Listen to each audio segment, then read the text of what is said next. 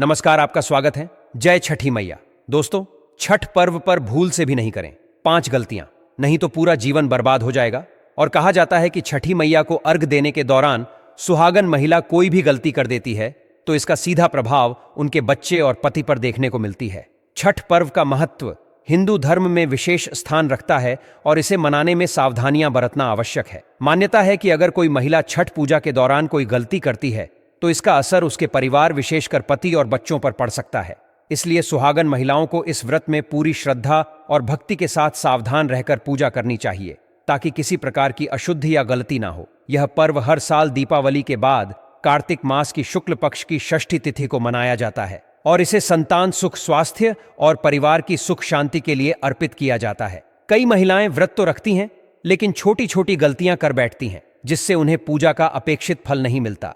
इस वीडियो में हम ऐसे कुछ सामान्य गलतियों पर ध्यान दिला रहे हैं जिनसे बचकर महिलाएं छठी मैया का आशीर्वाद पा सकती हैं। अगर आप भी छठ की पूजा कर रही हैं तो इस पर्व से जुड़े कुछ नियमों का पालन करना बेहद आवश्यक है। सबसे पहले ऐसी महिलाएं जो विवाह संबंधी रीति रिवाजों को पूरा नहीं कर पाई हैं, जैसे अधूरी शादी या केवल कोर्ट मैरिज, उन्हें छठ व्रत नहीं रखना चाहिए। शास्त्रों में बताया गया है कि धार्मिक कार्यों में पूर्ण विवाह के साथ अग्नि को साक्षी मानने का महत्व होता है। अगर विवाह का अनुष्ठान अधूरा है तो यह धार्मिक नियमों का पालन नहीं कर पाता, जिससे व्यक्ति अपवित्रता का भागीदार बन सकता है। यह व्रत परिवार के सुख और समृद्धि के लिए होता है और अगर कोई महिला अधूरी शादी के साथ यह व्रत करती है तो इसका परिणाम उसके बच्चों और संतान के स्वास्थ्य पर पड़ सकता है। दूसरी गलती होती है व्रत को बेमन से रखना। छठी मैया की पूजा में पूरे मन से और सच्ची श्रद्धा से समर्पण करना जरूरी है। अगर कोई महिला शौक से या बेमन से यह व्रत करती है तो इसका असर उनके पति और बच्चों की जिंदगी पर पड़ सकता है। शास्त्रों में कहा गया है कि सच्ची आस्था और पवित्रता से की गई छठ पूजा से माता छठी सभी इच्छाओं को पूर्ण करती है, संतान को खुशहाल और परिवार को समृद्ध बनाती है। इसीलिए हर महिला को इस व्रत को पूरी सच्चाई के साथ करना चाहिए ताकि इसका पूर्ण फल प्राप्त हो सके।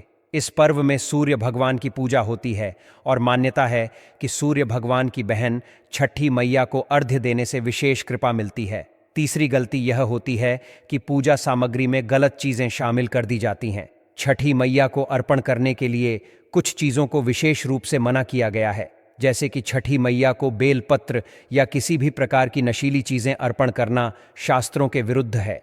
इससे व्रत का पुण्य नष्ट हो जाता है और छठी मैया क्रोधित हो सकती हैं। जो लोग ऐसा करते हैं उन्हें इसका लाभ नहीं मिलता, बल्कि उनके परिवार पर इसका बुरा असर भी पड़ सकता है। इसके अलावा गर्भवती महिलाएं, शारीरिक कमजोरी महसूस करने वाली महिलाएं या जो महिलाएं धार्मिक और मानसिक रूप से इस व्रत के लिए सक्षम नहीं हैं, उन्हें यह व्रत नहीं करना चाहिए। यह एक कठिन व्रत है जिसमें 36 घंटे का निर्जला उपवास होता है। ऐसे में इस व्रत को रखने के लिए शारीरिक और मानसिक शक्ति की आवश्यकता होती है। अतः जो महिलाएं किसी कारणवश इसे नहीं कर सकती, उन्हें यह व्रत रखने से बचना चाहिए ताकि उनकी सेहत पर इसका विपरीत प्रभाव न पड़े। एक और महत्वपूर्ण बात यह है कि इस व्रत में भोग तैयार करते समय शुद्धता और सफाई का विशेष ध्यान रखना चाहिए। छठ पूजा में इस्तेमाल होने वाली सारी सामग्री जैसे फल, गन्ना और अन्य पूजा सामग्री को एकदम पवित्र रखना चाहिए। अगर पूजा के दौरान शुद्धता का अभाव हो जाए तो व्रत का फल प्राप्त नहीं होता। इसलिए जो महिलाएं छठ पूजा करती हैं उन्हें इस बात का ध्यान रखना चाहिए कि पूजा स्थल और सामग्री एकदम स्वच्छ हो। घर की सफाई और पवित्रता का विशेष ध्यान रखना चाहिए। अगर आपने यह व्रत पूरे मन और श्रद्धा से किया है तो यह पर्व संतान और परिवार के लिए आशीर्वाद स्वरूप माना जाता है। जो महिलाएं पूरे विधि विधान से इस व्रत का पालन करती हैं, उनकी सभी इच्छाएं पूरी होती हैं, संतान के लिए सुख समृद्धि मिलती है और परिवार में सौभाग्य और धन संपदा की प्राप्ति होती है। छठ पर्व केवल एक त्योहार नहीं बल्कि आस्था, श्रद्धा और समर्पण का प्रतीक है।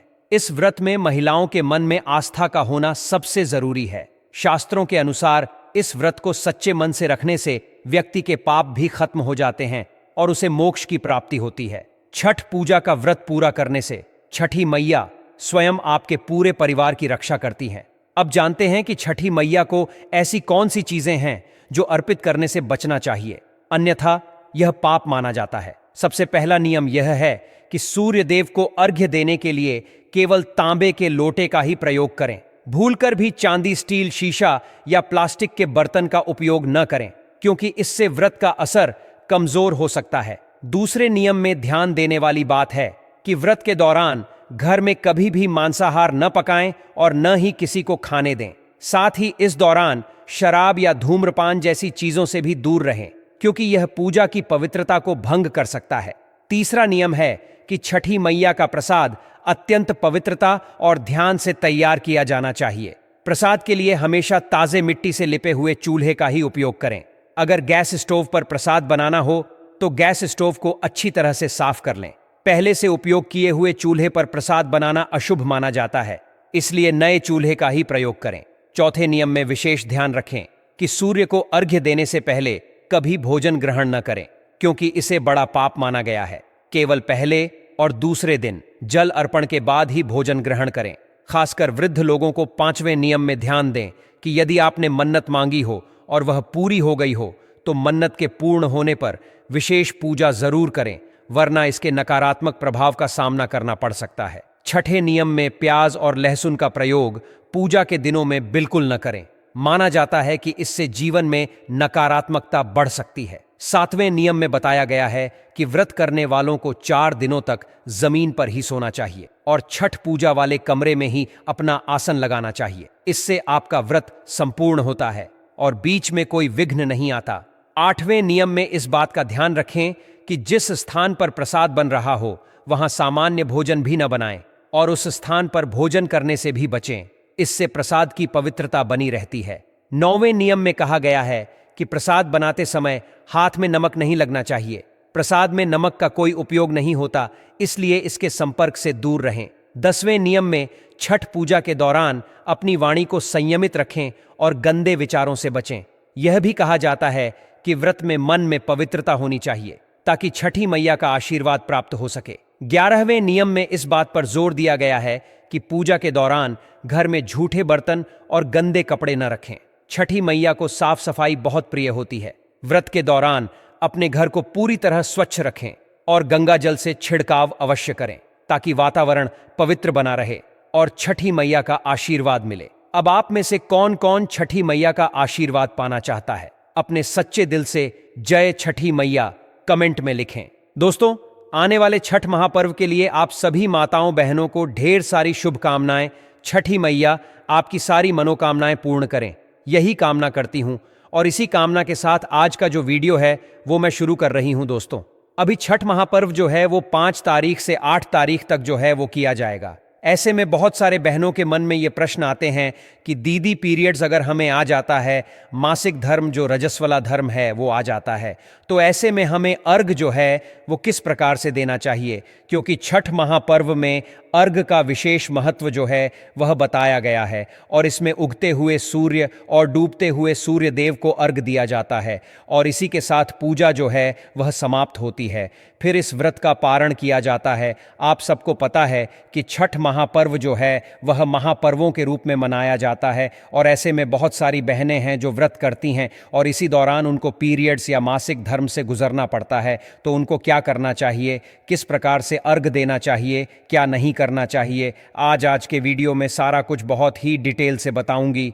तो चलिए शुरू करते हैं आज का वीडियो और बता देती हूं आपको कि मासिक धर्म में आपको किस प्रकार से पूजा अर्चना जो है वो करनी चाहिए। तो देखिए, पहले तो आप जैसे ही छठ महापर्व शुरू हो रहा है, अगर आपको पता है कि आपका पीरियड्स जो है वह आने वाला है, तो आप अपने घर में किसी भी, क्योंकि छठ महापर्व होता है इसलिए इसमें एक लोगों का जो काम है वह नहीं है। जितने ज़्यादा लोग होंगे उतना ही अच्छे से छठ महापर्व जो है वो मनाया जाता है।